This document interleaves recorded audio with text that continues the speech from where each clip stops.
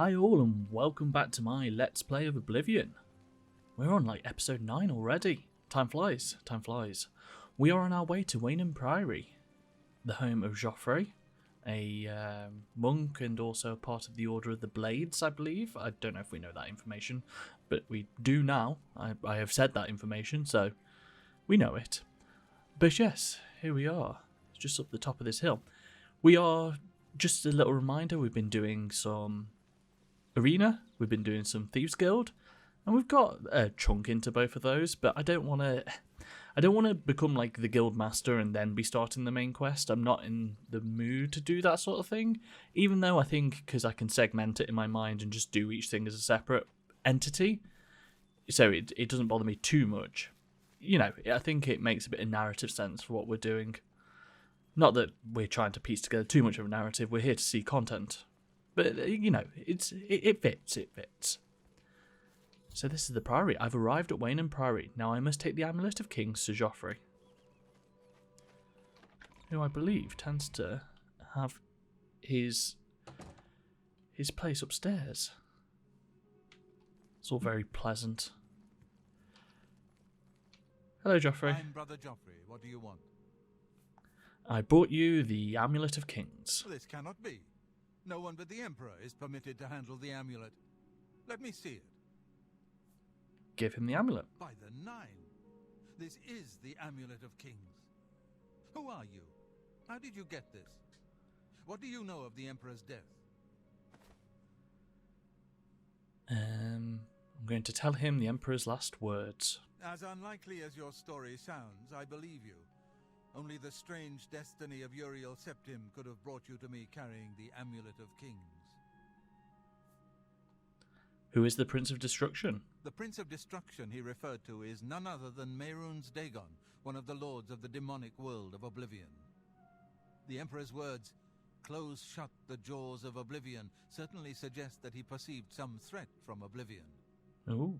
But all the scholars agree that the mortal world is protected from the danger of Oblivion by magical barriers. Not the magical barriers. How can Oblivion threaten us then? I'm not sure. Only the Emperors truly understand the meaning behind the rituals of coronation. The Amulet of Kings is ancient. Saint Alicia herself received it from the gods. It is a holy relic of great power. When an emperor is crowned, he uses the amulet to light the dragon fires at the Temple of the One in the Imperial City. With the Emperor dead and no new heir crowned, the dragon fires in the temple will be dark for the first time in centuries. It may be that the dragon fires protected us from a threat that only the Emperor was aware of. He's piecing together this very quickly. The Emperor asked me to find his son. I am one of the few who know of his existence. Many years ago I served as captain of Uriel's bodyguards, the Blades. One night, Uriel called me into his private chambers. A baby boy lay sleeping in a basket. Uriel told me to deliver him somewhere safe. He never told me anything else about the baby, but I knew it was his son. From time to time, he would ask about the child's progress. Now, it seems that this illegitimate son is the heir to the Septim throne, if he yet lives. Where can I find this child? His name is Martin. He serves Akatosh in the chapel in the city of Kvatch, south of here. You must go to Kvatch and find him at once. If the enemy is aware of his existence, as seems likely, he is in terrible danger. And please, let me know if there's anything you need. My resources here are limited, but I will help in any way I can. Give me some assistance. I keep a few things here in my chest to resupply traveling blades. Help yourself to whatever you need.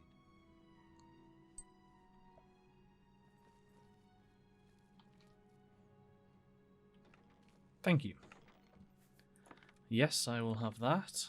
I'll take your bow. Don't want your iron. I'm not sure what I've got of leather, so I'll take some and then we can dispose of what's not needed. I think my trousers are actually fur, so... Oh, this is all rough leather as well. Although that seems to give the same amount of protection. Let's switch over to the proper leather. I need to have a look at this, but I don't actually know what the button is to drop things. So we only have the choice of selling things. I suppose we can probably transfer stuff from ours, yeah. I want to ask him a few more questions, Joffrey, before we go. Your first priority now should be to find Martin and bring him back here. Tell me about the Amulet of Kings. It will be safest here with me. When you return with Martin... Yep. Tell me about Boris. One of the youngest blades ever to serve in the Emperor's personal guard. I am glad to hear that he survived, but I fear he will take the Emperor's death particularly hard.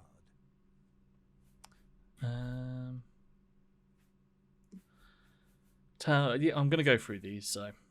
Tell me about the dragon fires. Fires. The coronation of each new emperor is sealed when he uses the Amulet of Kings to light the dragon fires in the Temple of the One. The dragon fires of Akatosh remain. Yeah, okay. With Emperor Uriel dead, the Elder Council rules in the Emperor's absence by ancient tradition. Oh, I asked him about the Elder Council. Chancellor Akato heads the Elder Council and is the closest thing the Empire has to a leader right now. But the Blades answer only to the Emperor, of course. We are not an arm of the government. Tell me about the Blades. Yes, Boris told you right. I am the Grand Master of the Blades. We serve the Emperor and the Septim bloodline. Talos is our patron. You wonder to find me here? Discretion is our watchword. Only a few of us have the honor to serve publicly in the Imperial Guard. Tell me about Mehrunes Dagon. The Daedra Prince of Destruction, an inveterate foe of all mortal races. He was involved with Jaeger Tharn's plot against the Empire years ago. It doesn't surprise me to find his hand in the current calamity. And then Martin. He is a priest in the chapel of Akatosh in Kvatch. He never knew that he was Uriel Septim's son. You need to find him at once and bring him safely back here. So let's go. No time. You must find Martin. I think the interesting thing from that conversation for me, and it's something, this isn't unique to Elder Scrolls, it's a fantasy trope, but the idea, and it's one that has like a basis in history in a weird way, but the idea that, you know, we do these rites and rituals to signify the passing of time or to celebrate an important thing. And I think there was a part of it which is tradition. And I'm not like super read up on this, but this is my interpretation of it. And there's a part of it that's like a genuine belief that sometimes I think a genuine belief that these things can help affect the fates or the way of things or the outcomes. You know, it's superstitious almost, but it's a trope of fantasy or something that fantasy does, and you can see it here that the dragon fires, we mustn't light them until this happens, and this is probably protecting us from that, and like they actually are physically affecting the world with these ceremonies. But you can see how someone makes a jump from actual history into fantasy there, and how humans lived a lot more of a fantastical life in the past, or perhaps they didn't. I don't mean fantastical as in better, just, you know, more grounded in the realms of fantasy. Anyway, to Kvatch. No? You're not going to say hi? You're running quicker than me as well. I want to talk to you. Oh. Okay. I think that's the person that I was talking about last episode when I was talking about going away from Kvatch because there's sort of an encounter outside. I think that was the person that is like, I will guess it was something like run away very quickly, which immediately puts the sort of question, well, what's going on here then? So, come join me and we'll go find out as we enter this encampment down at the bottom of a hill that we can't see at the top of at this stage. But we can potentially talk to a couple of people. Kvatch is finished. There's nothing left. What? What do you want? There's our friend running in the background. Can you tell me about Martin? You mean the priest? I don't think he made it out of the city. Very few of us did. But Savli and Mattius might know more. He's in charge of the city guard that are defending the camp. Savli and Mattius. You'll find him at the barricade at the top of the road. He's still trying to hold what's left of the guard together. Okay. Good day. There we Come go. on, run while there's still time. The guard still holds the road, but it's only a matter of time before they're overwhelmed. Run from what? God's blood. You don't know, do you? Deidre overran Kvatch last night. There were glowing portals outside the walls, gates to Oblivion itself. There was a huge creature, something out of a nightmare, came right over the walls, blasting fire that swarmed around it, killing. The whole city can't be destroyed. Go and see for yourself. Kvatch is a smoking ruin. We're all that's left. Do you understand me? Everyone else is dead. How'd you escape? It was Savli and Matthias. Some of the other guards helped some of us escape. They cut their way out, right through the city gates. Savlian says they can hold the road. No, I don't believe him. Nothing can stop them. If you'd seen it, you'd know. I'm getting... Okay, I've had enough of you. Go. Run. So yes, that's what's happened to Kvatch. I would like to buy some stuff. Is any of you selling anything? Thank you. Do business. I need some arrows.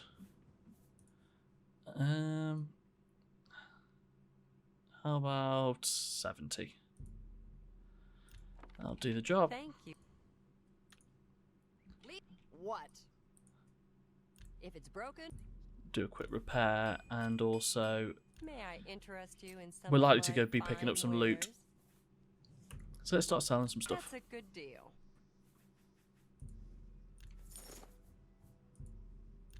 Yeah, this stuff is too heavy That's for a us good anyway. price for a good customer. 13 wolf pelts. Thank you. Sound. Enough talk. Well, Smell really. my interest is piqued, so let's go and have a look at this church. Church? This city. You know the red sky's a good sign, don't you? And our first Oblivion gate. Stand back, civilian. This is no place for you. Get back to the encampment at once. What happened here? We lost the damn city. That's what happened! It was too much. Too fast. We were overwhelmed. Couldn't even get everyone out. There are still people trapped in there. Some made it to the chapel, but others were just run down in the streets. The Count and his men are still holed up in the castle. And now we can't even get back into the city to help them. That damned Oblivion gate blocking the way. What are you going to do now? The only thing we can do. We'll try to hold our ground, that's what. If we can't hold this barricade, those beasts could march right down and overrun the encampment. I have to try and protect the few civilians that are left. It's all I can do now. It's interesting, actually, because the budget of this game, I don't necessarily mean budget, but the capabilities of this game, just in the era that it was made, are obviously a lot more limited compared to modern games. And I find it interesting that how much weight is being carried on this man's voice acting. And obviously voice acting and acting is always important anyway, but the idea that we are feeling scared, on edge, there's a lot going on, we've got to protect these people, that's all carried in its voice acting. If you actually look at the siege and what's going on there, it's not that grand a scale, it's not that huge, but it's almost like instead of watching a film, you're watching a play with these different components in it. I actually quite like it. I almost like the distinct lack of sort of distinct lack of beauty maybe. Or the fact it has to be pared down and work with what it's got instead of like having the capability of just being anything. It has to be what it is and work best within those parameters, and I think that's interesting. I'll help. You want to help? You're kidding, right? If you're serious, maybe I can put you to use. It'll likely mean your death, though. Are you sure? Yes, I'll do whatever I can. I don't know how to close this gate, but it must be possible, because the enemy closed the ones they opened during the initial attack. You can see the marks on the ground where they were, with the great gate right in the middle. I sent men into the gate to see if they could find a way to shut it. They haven't come back. If you can get in there, find out what happened to them. If they're alive, help them finish the job. If not, see what you can do on your own. The best I can say is good luck. If you make it back alive, we'll be waiting for you. I mean, we probably should have asked where Martin was first. We know he's in there, probably. It's a brave thing. Yeah.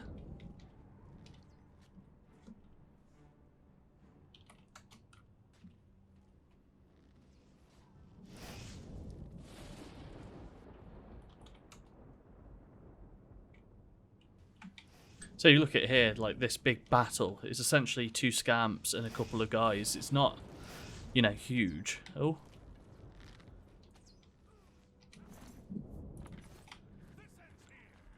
There's still enough here to like grasp onto and, do story with. So we're going to move on here to probably my least favourite component of the game Oblivion, and that's Oblivion.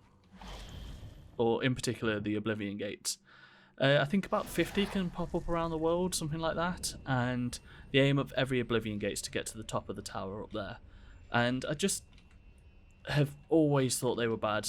Doing one's fine, but they're all so similar in style and makeup and the way that they look and act. In fact, I think there's like a pool of a certain amount of them that they can be, so you are essentially at some stage just repeating content by doing all the Oblivion Gates. So with that in mind, I've just always found them a little boring and repetitive. I'm going to do this one because it's a good scene setting, but I'm not going to do all the Oblivion Gates. In fact, if we have to do any further down the line, apart from maybe a couple of interesting story ones, I'm going to specifically skip it. There's a way of skipping it. You basically just do no clip and fly to the top of the tower. Thank the Nine. I never thought I'd see another friendly face. The others, taken. They were taken to the tower. It's alright, what's going on? Captain Mattias sent us in to try and close the gate. We were ambushed, trapped, and picked off. I managed to escape, but the others are strewn across that bridge. They took Menion off to the big tower. You've got to save him. I'm getting out of here. Fine, Captain Mattias needs your help. The captain is still holding the barricade. I figured I was the last one left alive. All right. I'll try to get out of here. Let the captain know what's going on. It's quite funny because you can have him follow you and give you a hand, but I think he's quite likely to die, and their pathing's not brilliant. He's quite likely to fall into the fire. So, my thoughts on the Oblivion Gates, considering we won't be spending a huge amount of time in them. I think they're cool as heck, in the terms of aesthetics, and I almost don't mind doing 1 or 2 of them. These bend over and attack you, which I think is cool. It's very corny, isn't it? As in Warhammer, corn. A lot of spikes, blood, and hell symbology. But yeah, I don't mind the gates in a lot of ways if you only had to do even 2 or 3 of them and they had like unique ways of approaching them. But they don't. They are all very, very similar, repetitive, and boring, in all honesty. So that leads me to not be their biggest fan. I can't remember if any of the alchemical ingredients are worth anything in here. We can always find later Oblivion Gates, so I'm not going to worry too much about them. Ooh, fleshy pod. Yeah, stuff like this and these big spikes and the clear lava in the sky. I like all that. It's just, they just are repetitive.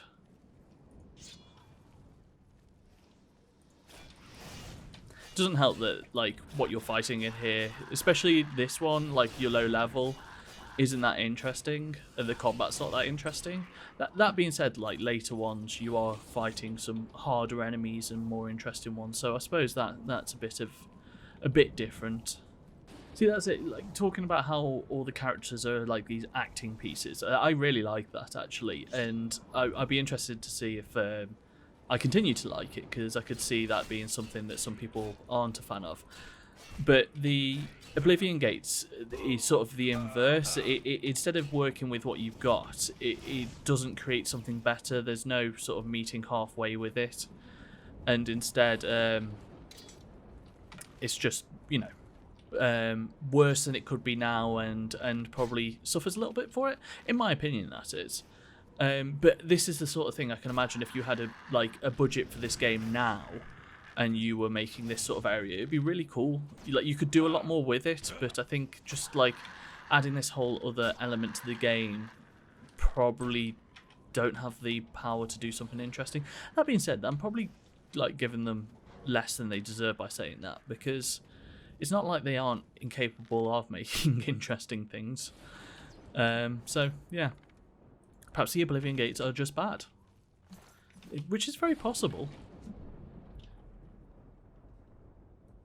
You know, it's something I've done the Fallout series on this channel and started that and did a few episodes and just like got bored of the game in the end. Not even bored. I have a series of issues with that, and I'm not getting that with Elder Scrolls, with Oblivion. I'm really enjoying exploring these games again, and I think it's just purely setting for me. One is my setting preference, the other isn't.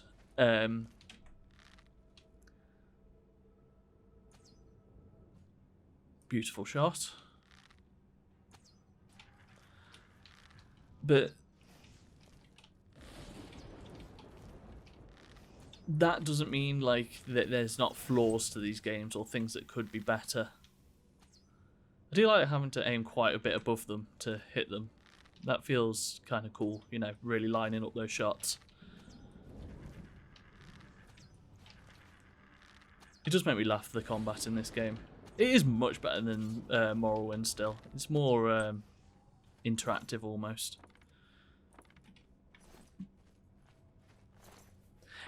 It's funny as well because it's actually like the game feels a lot older than I anticipated it would in some ways, and in other ways it feels, you know, perfectly. Told you they put out gas. It feels perfectly modern. It's that weird breaching era, isn't it? Like, it's the in-between space of what's modern and what's retro, even though I know this is technically classed as retro these days. For me, this is like the start of the modern era of gaming. You know, it sort of all changed at the inception of the Xbox 360, I'd say. And that's just purely the position it sits on my generation of playing games. I don't think it has anything to do with, like, that actually being the place where games suddenly changed. But I think there was substantial change, and you can see sort of how the modern games get where they have got through the process of playing stuff like Oblivion and Mass Effect and all those sorts of games. Is one of the reasons I want to look at a bit more in depth at what came out on the 360, because I do think it was a bit of a turning point, especially because the power difference from that to, say, the first Xbox or the PS2, it is huge, and it felt huge, and the graphics are a marked improvement. Whereas now, I don't know, you don't get that as much with the new consoles. I don't know, I've not seen any in person, but that's just been my experience of the last generation. And even though there is marked improvements, I don't know. They're still doing the same thing, you know, they're making similar sorts of games. It feels like the changes are more business model, maybe, than they are games. I'm not sure about that statement. I'm going to put it out there and see how I sit with it. Anyway, I think this is a perfect spot to leave the episode, because we can spend the next episode diving a bit further into the depths of hell. My name's been Billy, so thank you for watching. We are going to clear out this Oblivion gate next episode. If you enjoyed the video, drop a like, I'd really appreciate it. Subscribe if you're not already, and let me know what you think of the Oblivion gates. Even if it's a wildly different opinion to me. You know, I can see a really good argument for someone loving this sort of stuff, so, you know, let me hear it. It'd be good. Right, thank you and goodbye.